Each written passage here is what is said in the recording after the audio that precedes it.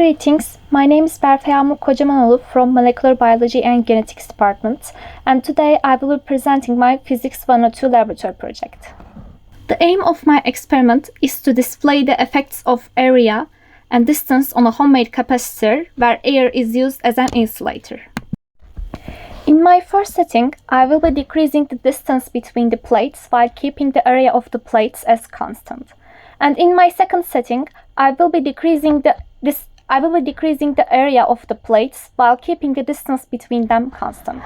Materials I will be using in this experiment are a 30 cm ruler to measure the area of the plates, various sizes of cardboards, aluminum foil sheets to cover the cardboards in order to be able to create the homemade capacitor, metal plate capacitor system to precisely measure the distance between plates, a multimeter, crocodile cables, and my scientific calculator.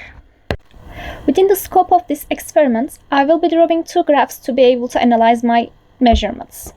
For part A, I will be drawing the graph of capacitance with respect to distance, and I'm expecting to have the slope of this graph as minus permittivity of free space multiplied by the area.